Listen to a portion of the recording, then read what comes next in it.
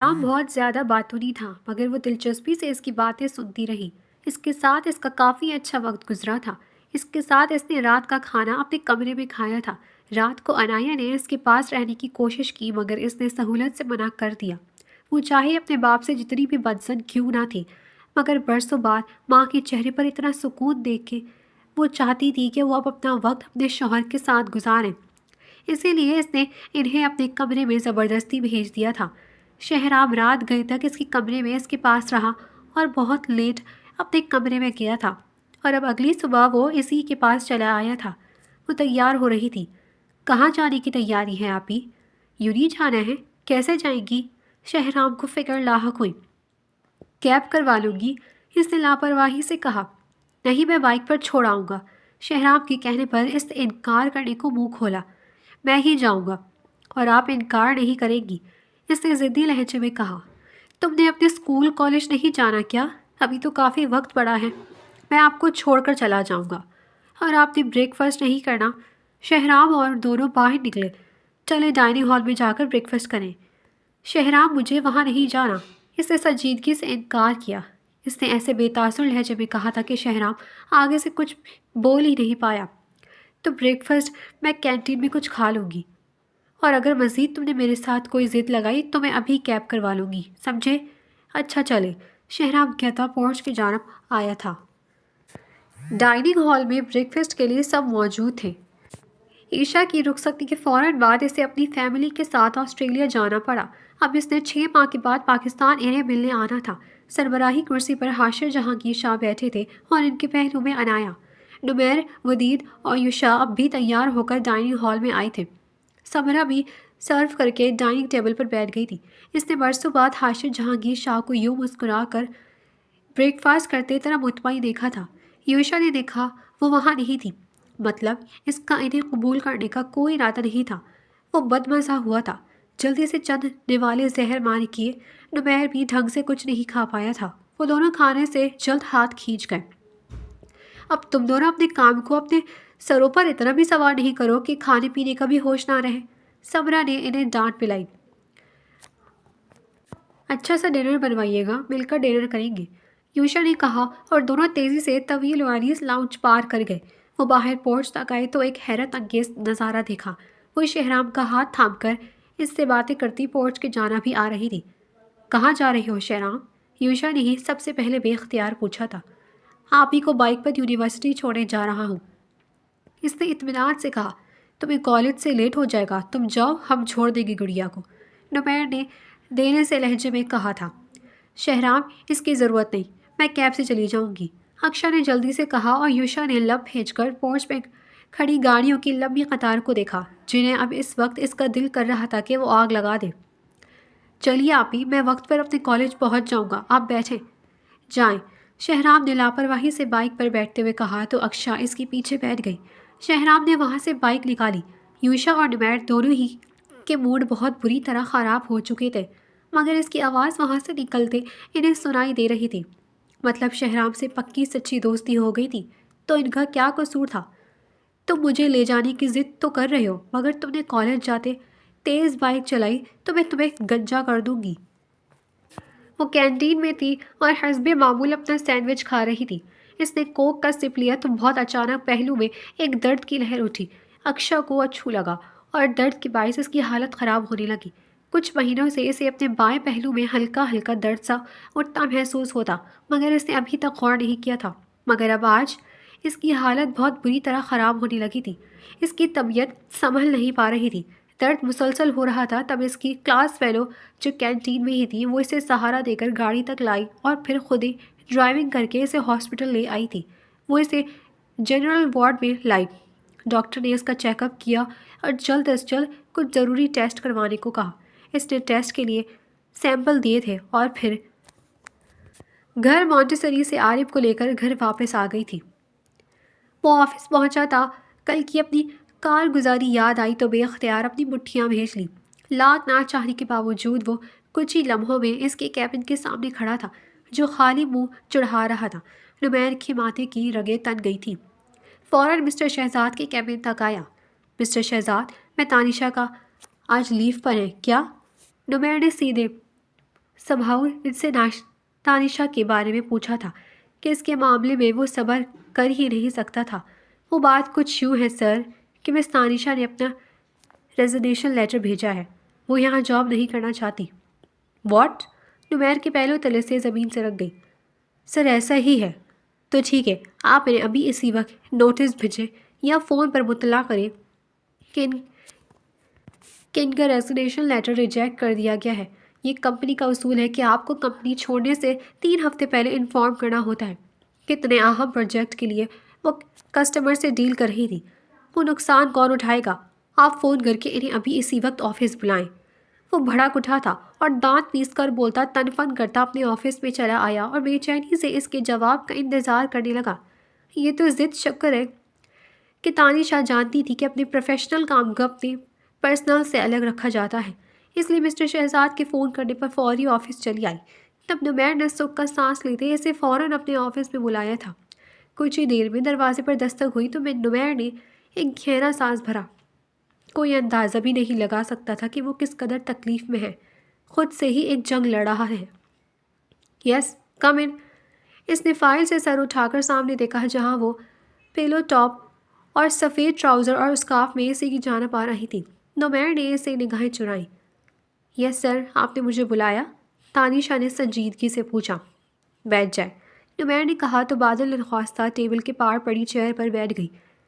Miss Tanisha, क्या मैं पूछ सकता हूँ आपने रेजिग्नेशन लेटर क्यों भेजा? इसके बैठते ही नुमैर ने सीधा होकर सीधे स्वभाव से सवाल किया था। मैं अपना काम बहुत लगन, मेहनत और ईमानदारी से करती हूँ, इसलिए मुझे पसंद नहीं कि कोई मुझ पर यह इल्ज़ाम लगाए कि मैं अपनी पर्सनल ऑफिस लेकर आती हूँ या प्रोफेशनल नहीं हूँ। इसने इंतहाई नागवारी से कहा था। नुमैर ने अपने चेहरे पर डर आती मबहम सी मुस्कुराहट छुपाने को अपना रुख अपने पीछे की ग्लास वॉल की जानिब मोड़ लिया था। मैं अपने रवैये के लिए माज़रत ख्वाह हूँ मिस तानिशा, नुमैर ने खुद को कहते सुना तो तानिशा को एक हैरत का झटका सा लगा। इतनी बड़ी कंपनी का मालिक अपनी एक मामूली एम्प्लॉय से भी भला माफ़ी क्यों मांग रहा था? तानिशा को पहली मर्तबा दिल में कुछ खड़का सा महसूस हुआ था। इट्स ओके सर, वो कहती उठी। जल्द अज जल्द यहाँ से भाग जाना चाहती थी। नुमैर फिर से इसकी जानिब घुमा। होप सो आपने अपना रेजिग्नेशन देने वाला फ़ैसला वापस ले लिया होगा। नुमैर की बात पर तानिशा को एक और झटका लगा था। जी। वो इसकी निगाहों के इर्तिकाज से बुरी तरह घबराई थी और फ़ौरन ऑफिस से बाहर निकल आई। दिमाग अजीब तरह से सनसना रहा था। वो सर झटक कर अपने कैबिन में चली आई।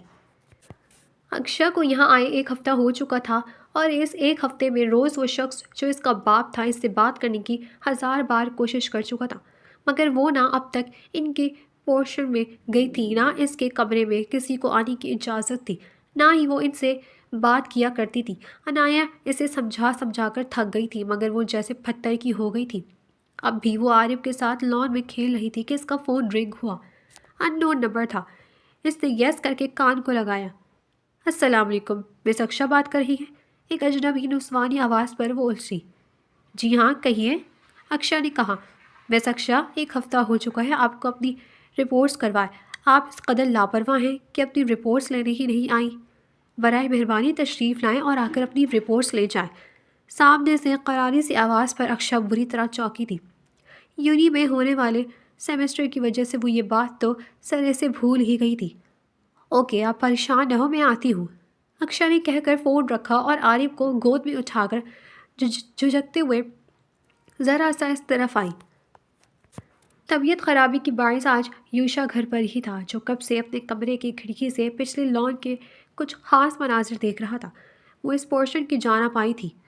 मामा, इससे आवाज़ दी तो अनाया जो किचन में थी बाहर निकल कर इस तक आई। मामा, आरिफ को संभाले, मुझे किसी ज़रूरी काम से यूनी जाना होगा और फिर मार्केट जाना है अभी, अक्षा ने मसरूफ़ अंदाज में कहा। कौन सा ज़रूरी काम? अनाया ने इसके चेहरे की जानिब गौर देखते हुए पूछा। कुछ ख़ास नहीं, यूनी से कुछ ज़रूरी नोट्स लेने हैं, अपने लिए कुछ ज़रूरी चीज़ें ख़रीदनी हैं और बाबा वजदान आने वाले हैं ना, इनके लिए कुछ गिफ्ट्स खरीदने हैं। इसने बहाना गढ़ा और बग़ैर इनकी जानिब देखते तेज़ी से बाहर निकली। अपने कमरे से ड्रेस चेंज किया। अब वो नीली फ्रॉक, ट्राउज़र और नीले स्कार्फ में बाहर निकली थी। गेट पर कैब पहुंच चुकी थी। अपने कमरे से यूशा ने गेट पर कैब आते देखी तो बेबसी के एहसास से इसने मुट्ठी बनाकर दीवार पर दे मारी।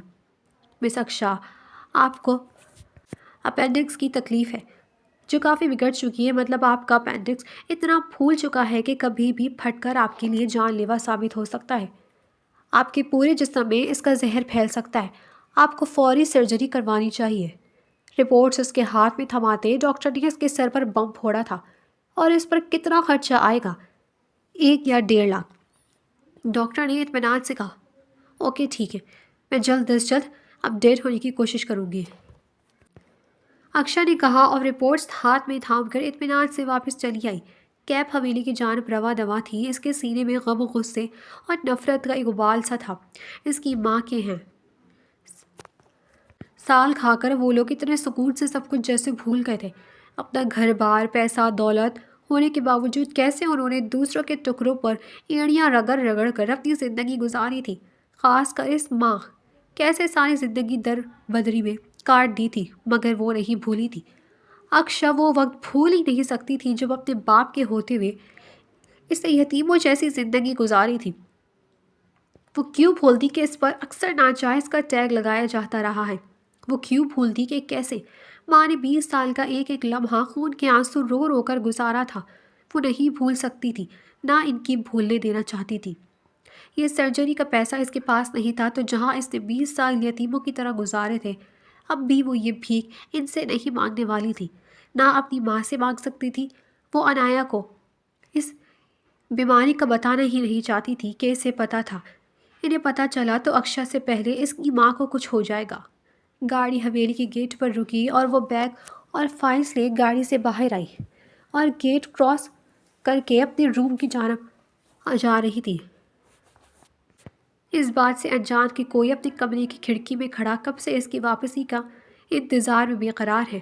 اکشا لان کراس کر رہی تھی جب عنایا عارف کو اٹھائے اس کے سامنے آئی۔ اکشا نے بہت غیر محسوس طریقے سے اس فائل والا ہاتھ اپنی پشت پر چھپایا تھا۔ تم تو شاپنگ کھڑی گئی تھی، ایسے ہی واپس آ گئی اکشا؟ عنایا نے اسے غور سے دیکھا۔ جی ہاں، کیونکہ میں اپنا کریڈٹ کارڈ گھر پر ہی بھول گئی تھی، اس لیے بس یوں ہی گئی تھی اور نوٹس لے کر واپس آ گئی، اس نے مسکرا کر کہا۔ عنایا نے عارف کو اپنی گود سے نیچے اتارا تو اکشا نے اس کی انگلی تھامی۔ تم دونوں رو میں جاؤ، میں کھانے کے لیے کچھ بھجواتی ہوں، عنایا کہتی اندر کی جانب اڑی تو وہ عارف کا ہاتھ تھام کر تیزی سے اپنے کمرے میں چلی گئی تھی۔ اپنے کمرے میں موجود یوشا دلاور شاہ کے سینے میں سانس الجھا تھا۔ وہ کیا چھپا رہی ہوگی؟ ان پیپرز میں ایسا کیا ہوگا جو چھپانے کے قابل تھا؟ وہ سوچ ہی رہا تھا جب نمیر کمرے میں داخل ہوا اور اسے اس کھڑکی کے قریب کھڑا دیکھ کر مبہم سا مسکرایا۔ یوشا اس کی جانب مڑا۔ تم کب آئے؟ ابھی، جب تم کھڑکی سے باہر جانے کون سے خزانے دریافت کر رہے تھے؟ نمیر نے اسے ٹونٹ کیا، مگر وہ جلد اپنے خول میں سمٹ گیا تھا۔ جلدی آ گئے؟ ہاں، موم نے بلایا تھا، ودید کے سسرال والے رخصتی دینا چاہتے ہیں، نمیر نے اسے سنجیدگی سے بتایا۔ تو امی نے تمہاری گردن دبا دی ہوگی چچی شادی کے لیے؟ یوشا نے بالکل ٹھیک اندازہ لگایا تھا۔ ہاں، اسے شرافت سے قبول کیا اور ایک سرد سی سانس کھینچی۔ پھر میں نے بول دیا ہے کہ ایمن کی رخصتی کے آئیں، میرے انتظار میں اسے بھی پینڈنگ پر نہ رکھیں، ورنہ پچھتائیں گے، نمیر نے سنجیدگی سے کہا۔ نمیر، یوشا نے اسے کچھ کہنا چاہا۔ میں اس ٹاپک پر کوئی بات نہیں کرنا چاہتا، بلکہ مجھے ایک ضروری کام ہے، میں ابھی آتا ہوں، وہ کہتا جلدی سے کمرے سے باہر نکل گیا۔ یوشا اپنے بیڈ پر ڈھیسا کیا۔ دھیان کے پردے پر بس ایک ہی چہرہ جگمگا رہا تھا اور دماغ کی سوئی ایک نقطے پر اٹکی تھی۔ وہ کیا چھپا رہی ہے؟ نمیر عنایا کے قریب صوفے پر بیٹھا تھا اور عنایا اسے اکشا کی بچپن کی تصویریں دکھا رہی تھی۔ موم، گڑیا کا رشتہ وغیرہ تو نہیں کیا کہیں آپ نے؟ نمیر نے سادگی سے پوچھا تھا، مگر دل اپنے دوست کے حوالے سے کانوں میں بجنے لگا تھا۔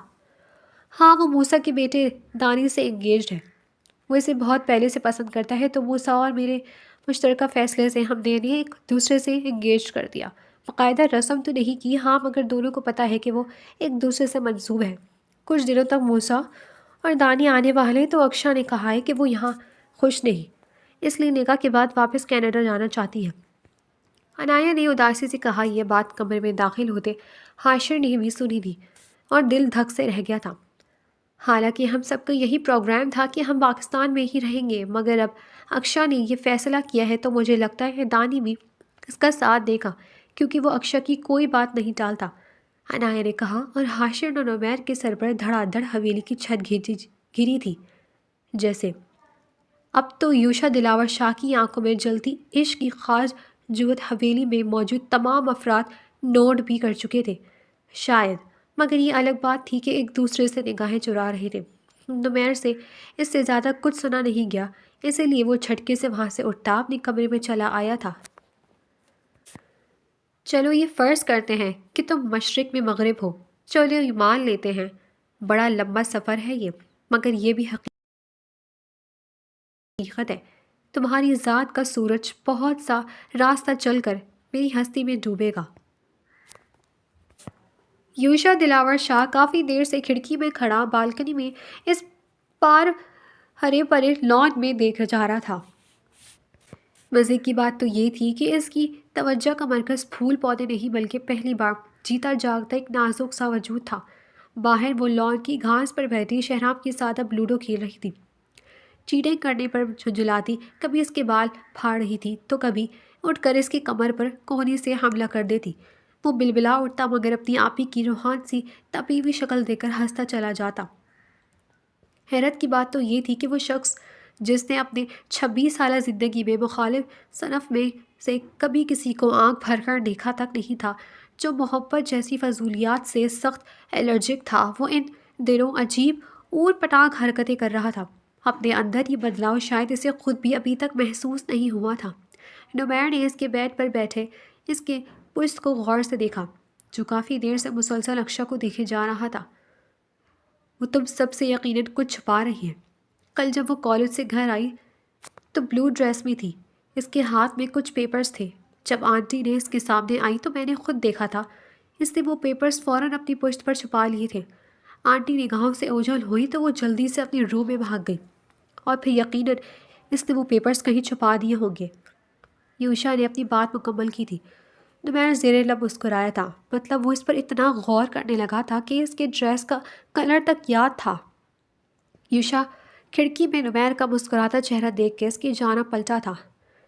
تمہیں یہ سب مذاق لگ رہا ہے یا میں جھوٹ بول رہا ہوں؟ یوشا نے سنجیدگی سے کہا۔ نمیر نے نفی میں سر ہلایا۔ تو پھر ہنس کیوں رہے تھے؟ یوشا نے اس کی مسکراہٹ کو پھر سے سنجیدگی سے گھورا۔ اس لیے کہ تم میری بہن کی ڈریسز کے کلرز پر بھی غور کرنے لگے ہو دوست۔ نمیر کی بات پر یوشا کا پورا وجود زلزلوں کی زد میں آیا تھا، جیسے وہ اپنی جگہ پر ساکت سانس تک لینا بھول گیا تھا۔ ایسی کوئی بات نہیں ہے، میں تو بس کچھ دنوں سے اتنا آبزرو کر رہا ہوں کہ وہ کھاتی پیتی بھی بہت کم ہے، کالج کس وقت آتی جاتی ہے اور ہم سے کچھ چھپا بھی رہی ہے۔ کس دن اس نے کون سا ڈریس پہنا تھا، کس دن وہ لان میں نہیں نکلی، یوشا دلاور شاہ کو یہ تک پتہ چل جاتا ہے۔ نمیر نے مہبم سے مسکراتے ہوئے اسے اس کی کچھ دنوں کی مصروفیات سے آگاہ کیا تو اب کی بار اس نے نمیر سے نگاہیں چرائی تھیں۔ نمیر نے بلیک شلوار قمیض میں بلیک مردانہ شال کندھوں پر اوڑھے اس دراز قد خوبرو شخص کو بغور ملاحظہ کیا، جس کا دل اس کی ظاہری خوبصورتی سے بھی زیادہ خوبصورت تھا۔ ایک مخلص مشورہ دوں گا تمہیں، تم جس راہ پر قدم رکھنے لگے ہو دوست، وہیں سے اپنا وہ قدم واپس لے لو، کیونکہ اس راہ کی نہ کوئی منزل ہے، نہ نام و نشان۔ وہ پیدائشی ہم سے یا ہمارے خاندان سے نفرت تو نہیں کرتی ہوگی، اس کی ماں پر ظلم و جبر کے وہ پہاڑ توڑے گئے ہیں کہ انسانیت بھی شرما جائے، اس لیے میں اپنی بہن کو اس کی نفرت پر قائم رہنے میں حق بجانب سمجھتا ہوں۔ رہی اس کے مستقبل کی بات تو اس کا فیوچر کم از کم ہمارے خاندان میں نہیں ہو سکتا۔ نمیر کہتے ہوئے پل بھر کو رکا تھا، اس کا دھواں چہرہ دیکھا اور ایک نظر دروازے پر کھڑے اپنے بابا کو، جو سانس روکے یہ سب باتیں سن رہے تھے۔ وہ اپنا ہم سفر منتخب کر چکی ہے، یوشا دلاور شاہ، اس کے ماموں کا بیٹا، اس کا بچپن کا مخلص دوست ہے وہ۔ نام ڈھنگ سے معلوم نہیں مجھے، تمہاری یہ بے اختیاری دیکھ کر ہی میں نے چپکے سے موم سے ڈیٹیلز پوچھی تھی۔ وہ اگلے ماہ آ رہا ہے، میری بہن ہماری شکلیں تک دیکھنے کی رواں دوا نہیں، اس لیے نکاح کے بعد اس کے ساتھ واپس کینیڈا جانا چاہتی ہے۔ یوشا کیا ہو رہا ہے تمہیں؟ نمیر کی بات مکمل نہیں ہوئی تھی مگر یوشا کی غیر ہوتی حالت دیکھ کر حاشر جہانگیر شاہ اور نمیر اس کی جانب ضرور لپکے تھے، جو کب سے کبھی اپنا سینہ رب کر رہا تھا، کبھی اپنی گردن۔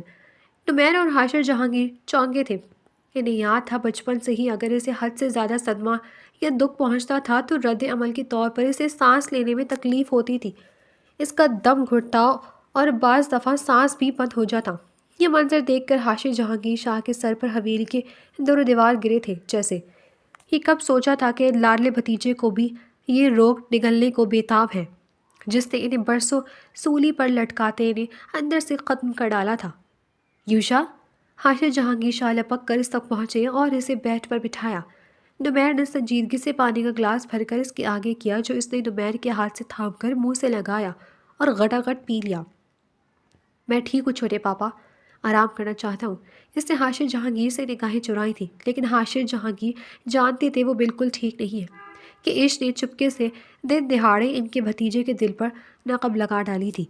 نمیر آفس کی بلڈنگ میں داخل ہوا تو لفٹ میں ایک لمبا چوڑا شخص پہلے سے ہی موجود تھا۔ اس نے بھی شاید 5th فلور پر جانا تھا۔ 5th فلور پر پہنچ کر نمیر اور وہ لفٹ سے باہر نکلے جب اچانک اس شخص نے نمیر کو مخاطب کیا۔ ایکسکیوز می سر، مجھے یہاں تانیشا سے ملنا ہے۔ کیا آپ گائیڈ کر سکتے ہیں وہ کہاں ہوں گی؟ مجدان نے اس کی جانب دیکھ کر کہا تھا۔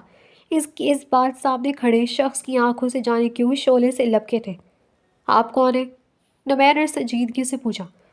مجھے وجدان کہتے ہیں۔ اس کی کہنے کی دیر تھی کہ نمیر کو ایسا لگا جیسے وہ اسے جان سے ہی مار ڈالے گا یا اس کے ٹکڑے ٹکڑے کر ڈالے۔ ادھر وہ فائلز پر جھکی ہوئی تھی اور انماق سے اپنا کام کر رہی تھی۔ جب غیر معمولی احساس پر سر اٹھا کر سامنے گلاس وال سے باہر دیکھا تو دل بلیوں اچھل پڑا۔ وہ تیزی سے اپنی جگہ سے اٹھی تھی اور کیبن کے باہر آئی۔ وجدان، تانیشا کی نظر اس کے پیچھے کھڑے شخص پر نہیں پڑی تھی کہ وہ پلر کی اونچ میں تھا، اس لیے وہ وجدان کو چلا کر پکار دی۔ تاشی! وہ بھی مسکراتا پیچھے مڑا تھا۔ وہ بھاگ کر اس کے پاس آئی تھی اور اگلے لمحے اس کی نیند سینے سے لگی۔ 1-2 ہفتے ہو گئے تھے جان سولی پر لٹکی تھی۔ اکیلے رہ کر ڈر ڈر کر جان عادی ہو گئی تھی۔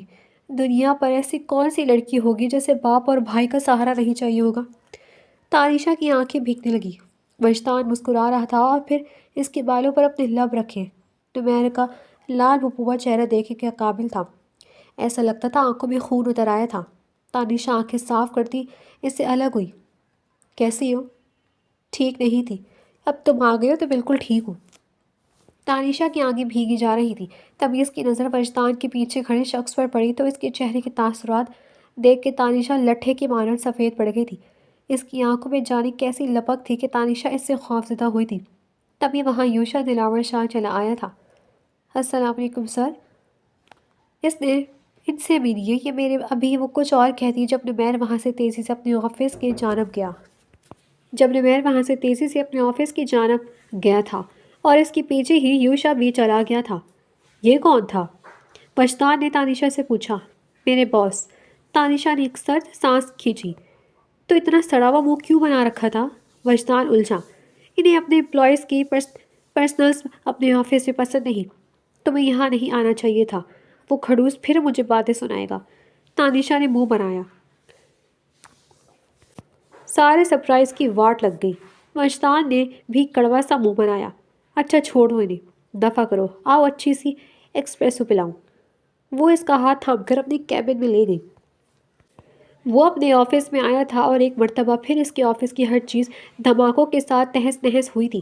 اس نے اپنا کمرہ لاک کر لیا تھا، تب یوشا باہر سے اس کے دروازے پر مسلسل دستک دے رہا تھا۔ نمیر، میری بات سنو، یوشا کی آواز آئی، مگر وہ اپنے بال مٹھیوں میں جکڑے ہوئے تھا۔ یہ کیسی آنکھ تھی جو اس کا وجود جلا کر خاکستر کر رہی تھی۔ یوشا عاجز آ کر ڈپلیکیٹ کی سے دروازہ کھول کر اندر داخل ہوا تھا، جو اب شیشے کے ٹیبل پر زور زور سے مکے برسا رہا تھا۔ یوشا اس کی جانب لپکا اور اسے اپنے ہاتھ زخمی کرنے سے روکنے کی اس کے بازو پر اپنے بازو حمائل کر کے اسے جکڑ لیا۔ ناحق اپنا خون مت جلاؤ نمیر، وہ اس کا سگا بھائی ہے۔ یوشا نے چلا کر اس کے کان میں کہا تو وہ اپنی جگہ پر پتھر سا بن گیا تھا۔ تب یوشا نے اسے چھوڑ دیا اور بازو سے گھسیٹ کر صوفے پر بٹھایا، خود اس کے سامنے بیٹھ گیا۔ میں ابھی آنٹی سے تانیشا کے متعلق سب کچھ پوچھ کر آ ہوں نمیر، وہ ایک سنگل مدر ہے۔ تم ناحق اتنے دن اپنا دل جلاتے رہے ہو۔ شادی کے 3 سے 4 ماہ کے بعد تانیشا کے والد موسیٰ برہان اور آنٹی نے کورٹ سے تانیشا کے لیے ڈیورس لے لی تھی۔ شادی موسیٰ برہان کی جانب سے مکمل ارینج تھی۔ موسیٰ برہان کے دوست کا بیٹا تھا، مگر موسیٰ برہان کے دوست نے ان سے دھوکہ کیا۔ بدقسمتی سے تانیشا کا شوہر ایک نفسیاتی مریض جرائم پیشہ شخص نکلا جو اس پر بدترین تشدد کرتا تھا۔ تبھی موسیٰ برہان کی کمپلین پر اس شخص کو سزا ہو گئی اور انہوں نے کورٹ سے ڈائیورس بھی لے لی تھی۔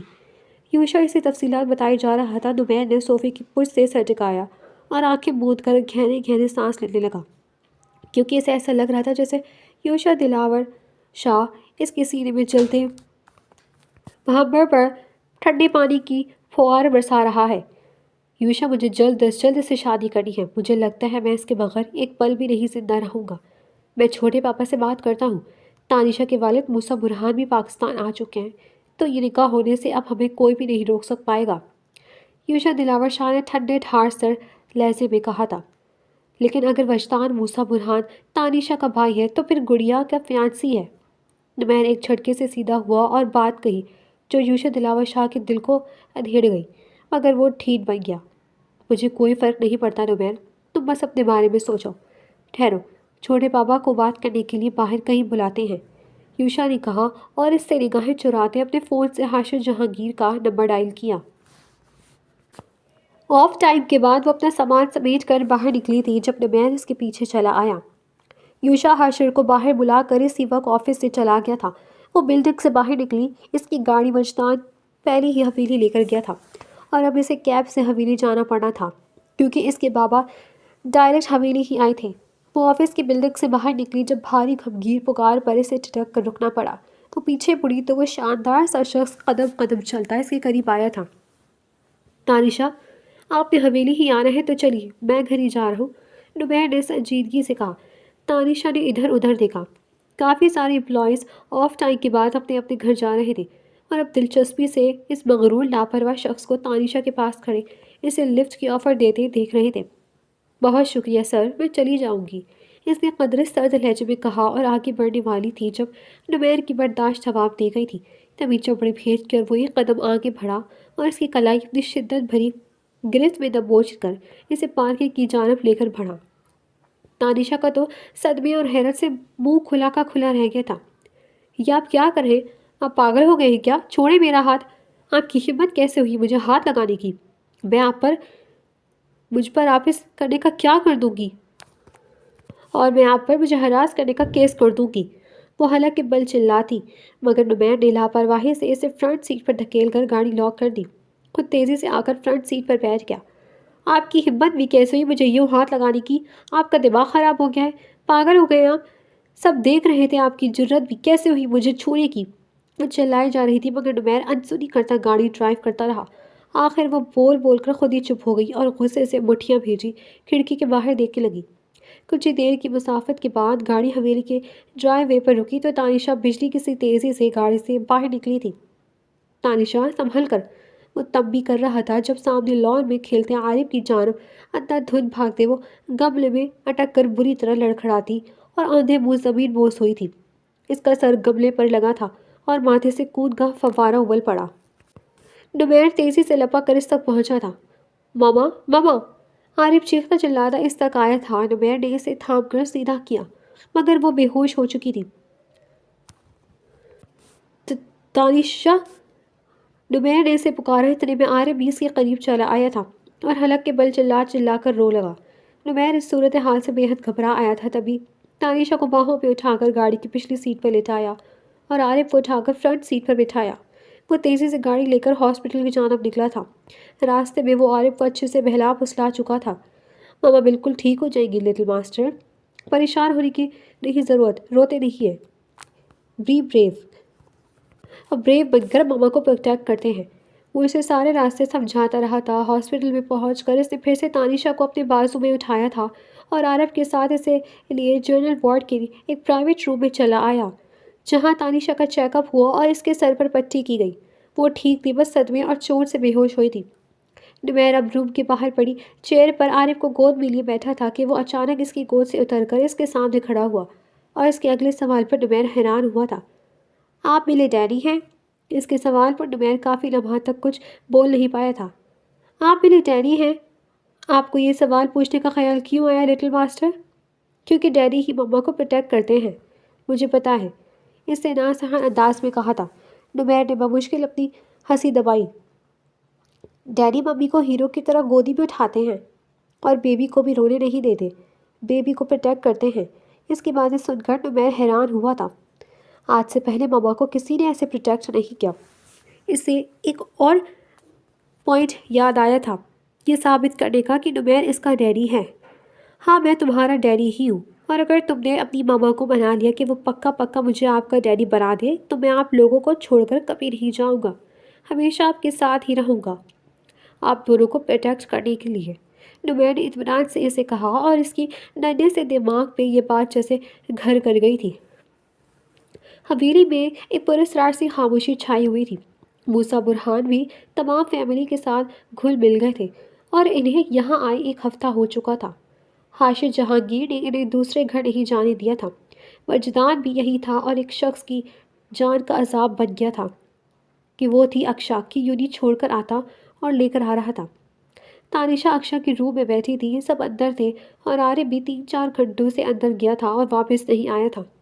تانیشا، جس کا زخم کافی حد تک منمل ہو چکا تھا، عارف کے لیے پریشان ہو رہی تھی، یہ سوچے بغیر کہ وہ تو نمیر حاشر جہانگیر شاہ کے ساتھ اس کمرے میں مستیوں میں لگا ماں کو قریباً بھول ہی گیا تھا۔ وجدان انایا کا سر کھا رہا تھا جب اسے اکشا کا میسج ملا کہ وہ بور ہو رہی ہے تو وہ اسے آئس کریم کھلوانے لے جائے۔ حویلی کے سب لوگ اس وقت لاؤنج میں موجود تھے اور ودید کی دلہن کی رخصتی لینے کی تیاری زور و شور سے چل رہی تھی۔ یوشا اپنے کمرے سے نکل کر دروازے پر کھڑا تھا جب اس شخص پر نظر پڑی جو اپنے فون پر ایک میسج پڑھ کر مسکرایا تھا۔ وہ فون پاکٹ میں رکھتا اٹھ بیٹھا اور لاؤنج سے باہر نکل کر لان میں آیا۔ چچی اور چچی، باہر آؤ۔ وجدان نے لاؤنج سے نکلتے ہی اسے بآواز بلند پکارا تھا۔ اس کا نام اکشا حاشر جہانگیر شاہ ہے۔ What nonsense! سرد سی کاٹ دار آواز پر وجدان نے اپنے لب دباتے پیچھے مڑ کر اس شخص کو دیکھا جو وائٹ پینٹ کے اوپر بلو سویٹر میں پینٹ کی پاکٹ میں ہاتھ ڈالے سیڑھیاں اترتا وجدان کو تقریباً کھا جانے والی نگاہوں سے ایسے دیکھ رہا تھا کہ اگر آنکھوں سے ہی بھسم کرنے کا کوئی ٹرک ہوتا تو آج وجدان یہاں اپنی ٹانگوں پر کھڑا نہ ہوتا۔ وہ دراصل بچپن میں اسے چیچی پکارتا ہوں۔ وجدان اپنا کان کھجاتا اس سڑیل آدمی کی جانب مڑا۔ تو اب وہ عادت اتنی پختہ ہو چکی ہے کہ بدلی نہیں جا سکتی۔ وہ جب سے آیا تھا جانے اس آدمی سے اسے کیا بیر باندھنا تھا، اوپر سے وجدان کو بھی تو اس کا خون جلا کر زج کر کر ایک کمینی سی خوشی ہوتی تھی۔ وہ جب سے یہاں آیا تھا اس آدمی کا 10 لیٹر خون تو جلا ہی چکا تھا۔ یہ شاہ حویلی ہے، یہاں بڑوں چھوٹوں کی عزت احترام سے پکارا جاتا ہے، یوشا دلاور شاہ نے بے تاثر لہجے میں سنجیدگی سے کہا تھا، مگر پھر ایک من پسند باریک سی آواز سنائی دی تو یوشا نے پھر سے ایک مرتبہ پہلو بدلا۔ کیا تکلیف ہے پھٹے ہوئے ڈول، کیوں شور مچا رہے ہو؟ اکشا اپنا لانگ کوٹ درست کرتی کمرے سے نکلتی اسی جانب آئی اور وجدان کی جانب دیکھا تو اس طرز تخاطب پر وہ بڑے عجیب انداز میں ہنس دیا اور جتاتی سی نظر یوشا دلاور شاہ پر ڈالی جس کے ماتھے کی رگیں پھول چکی تھی کیونکہ وہ بالکل وجدان کے سامنے اس کے قریب آ رکی تھی۔ اکشا کی یوشا کی جانب پشت تھی اس لیے وہ اسے ابھی تک دیکھ نہیں پائی تھی۔ اس سے پہلے میں مکر جاؤں، آئس کریم کھاؤ گی چیچی؟ وجدان نے اس کے سامنے اپنا ہاتھ پھیلایا تھا جسے اس نے مسکرا کر تھام لیا۔ تم مکرتے تو میں تمہیں کتوں کے آگے ڈال دیتی، پھٹے ڈول۔ اکشا نے اپنے بیگ کا اسٹریپ کندھے پر درست کرتے ہوئے اطمینان سے کہا تو وہ قہقہہ لگا کر ہنس پڑا۔ ادھر یوشا دلاور شاہ کے سینے میں جیسے بھانبر سے جل اٹھے، اسے لگا جیسے آج اس کے اعصاب پہنچ جائیں گے۔ اکشا، آپ کو آنٹی نے یاد کیا ہے ابھی؟ وہ قدم آگے بڑھاتے جب یوشا کی پھتریلی رگوں میں خون منجمد کرتی بھاری آواز لان میں گونجی تو اکشا ٹھٹک کر رکی اور پیچھے مڑ کر دیکھا۔ وہ شخص جس نے کبھی اسے مخاطب نہیں کیا تھا آج اس کی شعلہ بار خونخوار آنکھوں سے ایسے شعلے سے لپک رہے تھے اور چہرے پر اس قدر اشتعال بھرے تاثرات تھے جیسے آنکھوں میں کوئی واضح تنبیہ ہو۔ اکشا نے بہت بے اختیار وجدان کے ہاتھ سے اپنا ہاتھ نکال لیا۔ اس شخص کی نگاہوں سے تو وہ پہلے ہی خار کھاتی تھی، اب بھی اس کی اتنی خونخوار گھوریوں سے خائف ہوئی۔ میں ماما کی بات سن کر آتی ہوں وجدان، اکشا نے کہا اور تیزی سے اپنی ماما کے کمرے کی جانب آئی مگر کوریڈور میں ٹھٹک کر رکی۔ دل میں تہش کا ایک ابال سا اٹھا، اس کی ہمت کیسے ہوئی؟ وہ ہوتا کون ہے جس کے خوف سے میں وہاں سے بھاگ گئی؟ اکشا کو اپنے اوپر ہی بے تحاشا غصہ آیا۔ اسی لیے وہ تیش کے عالم وجدان کے پاس آئی تھی، مگر وہ وہاں سے جا چکا تھا۔ اس کا اس قدر موڈ خراب ہوا تھا کہ وہ آئس کریم کھانے بھی نہیں گئی تھی۔ عنایا، موسیٰ، برہان اور وجدان اس وقت اکشا کے کمرے میں اس کے سامنے بیٹھے تھے اور تانیشا خالی خالی نگاہوں سے ان کی جانب دیکھ رہی تھی۔ تیش و اشتعال سے مٹھیاں سختی سے بھیج رکھی تھی۔ بابا ایسا سوچ بھی کیسے سکتے ہیں کہ زندگی کے اتنے تلخ تجربے کے بعد میں پھر سے اپنے لیے یہ فیصلہ کروں؟ میں آپ کو پہلے بھی بتا چکی ہوں، مجھے شادی ہی نہیں کرنی۔ اور اس شخص کی ہمت کیسے ہوئی یہ پرپوزل بھیج دینے کی؟ وہ بلند آواز میں چیخیں تھی وہاں پر۔ اور بات تھی تاشی، اب لڑکا دیکھا بھلا ہے، کب تک عارف یتیموں سے زندگی گزارے گا؟ اسے ایک باپ کی ضرورت ہے، نہیں تو اس کی شخصیت بکھر جائے گی۔ وہ تو اسے اپنا ڈیڈی بھی مان چکا ہے۔ نا سمجھ بچہ ہے ابھی عارف، میں اسے سنبھال لوں گی۔ مجھے دنیا کے کسی مرد پر بھروسہ نہیں۔ ہم پر بھی نہیں؟ وجدان نے سنجیدگی سے پوچھا۔ آپ لوگ اپنا موازنہ کس سے مت کریں، مجھے یہ فیصلہ منظور نہیں۔ اس نے دو ٹوک الفاظ ادا کیے۔ میں فیصلہ کر چکا ہوں تاشی، جیسے پہلے کیا تھا۔ تانیشا نے غصے بھرتے بغیر سوچے سمجھے کہا دیا۔ وہ بول تو گئی تھی مگر اپنے لبوں پر سختی سے ہاتھ رکھا۔ موسیٰ برہان کا چہرہ لٹھے کی مانند سفید پڑ گیا تھا۔ پہلے اپنے ساتھ ہونے والے حادثات کو بیٹی نے اپنی قسمت کا لکھا سمجھ کر قبول کیا تھا اور کبھی لبوں سے شکوہ نہ کیا تھا، مگر آج اس نے انہیں اپنی بربادی کا طعنہ دیا تھا۔ موسیٰ برہان غصے سے اپنی جگہ سے اٹھے تھے۔ عنایا اور وجدان بھی اسے بے یقینی سے ملامتی نگاہوں سے دیکھے گئے۔ بابا، میرے کہنے کا وہ مطلب نہیں تھا۔ تانیشا تڑپ کر اپنی جگہ سے کھڑی ہوئی، مگر وہ خاموشی سے کمرے سے باہر نکلنے لگے۔ پاپا، آئی ایم سوری۔ تانیشا رو دی۔ اس شخص سے نفرت دو چند ہو گئی تھی جو اس سب بھکیڑے کا سبب بنا تھا۔ وہ وجدان کے ساتھ حویلی کے گیٹ کے اندر داخل ہوئی تھی۔ وہ وجدان کو بتا چکی تھی وہ پاکستان میں رہنا ہی نہیں چاہتی تھی۔ تبھی وجدان اور وہ واپسی کے پیپرز کے لیے پاسپورٹ آفس کے چکر لگا رہے تھے۔ ان دنوں وہ محسوس کر رہی تھی کہ اس کی طبیعت بری طرح متاثر ہو رہی ہے، مگر اسے کینیڈا واپس جانے کا انتظار تھا۔ وہ سکون سے وہاں اپنا علاج کروا سکتی تھی۔ اب بھی وہ وجدان کے ساتھ اپنے کمرے میں جا رہی تھی جب سامنے سے وہ شخص آتا دکھائی دیا۔ اکشا کو اس کی آنکھوں سے بیر تھا، جن میں اسے وجدان کے ساتھ دیکھ کے عجیب تھا اور عجیب سا بھانپڑے سے جلنے لگتے تھے۔ اب بھی وہ انہیں ایسی نگاہوں سے دیکھا تھا کہ اکشا لب بھیج کر رہ گئی۔ اس کے ساتھ ہی حاشر جہانگیر شاہ اندر سے باہر نکلے تھے اور یوشا کی نگاہوں کے تعاقب میں سامنے دیکھا۔ یوشا دلاور شاہ نے کہا تھا اسے وجدان کی موجودگی سے کوئی فرق نہیں پڑتا، مگر اب اسے ایسے لگتا تھا کہ اس کی وجدان کے پہلو میں دیکھ کر اس کا روم روم جلتا ہے۔ اکشا وجدان کو وہیں چھوڑی اپنے کمرے میں چلی گئی تھی کیونکہ وہ حاشر سے باتیں کرنے لگ گیا تھا۔ اکشا اپنے کمرے میں چلی آئی۔ وہ صوفے پر بیٹھی اپنی کن پٹیاں سہلانے لگی۔ وہ جب لان میں جاتی تھی تو اسے ایسا لگتا تھا کہ کوئی اسے دیکھ رہا ہے۔ پھر 2 سے 3 مرتبہ اکشا نے اس آدمی کو اپنی گلاس وال کے قریب کھڑے دیکھا تھا جو اسی کی جانب دیکھ رہا ہوتا تھا۔ میں اس شخص کے بارے میں کیوں ہر وقت سوچتی رہتی ہوں کہ وہ مجھے ایسے کیوں دیکھتا ہے؟ کچھ زیادہ ہی سوار کر لیا ہے میں نے۔ میری طرف سے جو بھی مرضی کرے، بھاڑ میں جائے۔ وہ خود ہی سوچتی دانت کچکچا رہی تھی کہ وہ شخص تو جوتوں سمیت اعصاب پر سوار ہونے کے در پہ تھا۔ آہٹ پر اس نے دروازے کی جانب دیکھا تو عنایا کمرے میں داخل ہو رہی تھی، مگر ان کے پیچھے کمرے میں داخل ہونے والے شخص کو دیکھ کر اس کا حلق کڑوا ہوا تھا۔ ماما، اپنے شوہر سے کہیں میں نے انہیں اپنے کمرے میں آنے کی اجازت نہیں دی ہے۔ وہ درشتگی سے بولی تھی تو حاشر جہانگیر شاہ کے قدم دروازے پہ ہی رک گئے۔ عنایا غصے سے لب بھیجی۔ اکشا، عنایا نے غصے سے پکارا۔ ماما پلیز۔ اس نے پہلو بدلا۔ میری گڑیا، اپنے بابا کو معاف نہیں کرو گی؟ حاشر نے بے بسی سے کہا تھا۔ اگر آپ کی پہلی بیوی میری ماں کو سلو پوائزن دینے میں کامیاب ہو جاتی تو نہ آپ کی دوسری بیوی زندہ ہوتی، نہ ہی آپ کی گڑیا۔ تو کون سی گڑیا کی دہائی دے رہے ہیں آپ؟ وہ تلخی سے بولی۔ عنایا کا ایک مرتبہ پھر ہاتھ اٹھ جاتا، مگر حاشر نے اسے اشارے سے عنایا کو وہیں روک دیا تھا۔ میں ایسا کچھ بھی نہیں ہونے دیتا بیٹا۔ بابا کو وضاحت کا موقع تو دو۔ مجھے آپ کی کسی وضاحت کی ضرورت نہیں، وہ کہتی پھر رخ پھیر گئی تھی۔ حاشر نے عنایا کو پرسکون رہنے کا اشارہ کیا اور نم آنکھوں لیے وہاں سے چلے گئے۔ عنایا نے لب بھیج کر اپنا غم و غصہ کنٹرول کیا۔ کل بھائی کی شادی ہے، ولید کی دلہن رخصت کر کے لائیں گی، اور پرسوں ولیمہ۔ یہ تمہارے لیے کچھ ڈریس لائی تھی میں۔ مجھے امید ہے کہ تم اتنی کھٹور نہیں بنو گی جتنا کھٹور تمہاری رگوں میں خون دوڑ رہا ہے۔ یہ بھی امید ہے کہ میری پرورش پر کسی کو سوال اٹھانے کا موقع نہیں دو گی تم۔ انایا نے سنجیدگی سے کہا اور شاپنگ بیگ وہاں رکھ کر کمرے سے باہر نکل گئی۔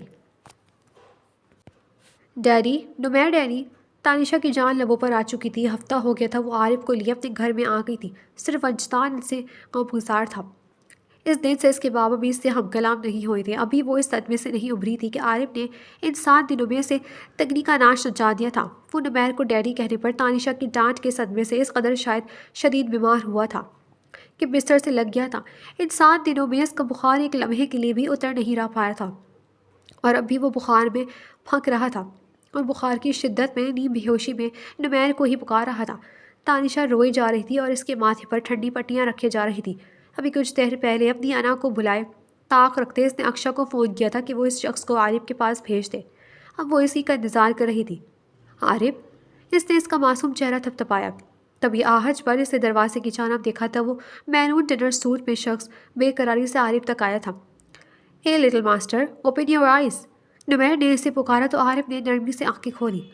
ڈیڈی، عارف نے نرمی سے اسے اپنے چھوٹے چھوٹے لبوں سے اسے پکارا تھا۔ یس ڈیڈی کی جان، میں ادھر ہی ہوں۔ اب کبھی بھی اپنے لٹل ماسٹر کو چھوڑ کر کہیں نہیں جاؤں گا۔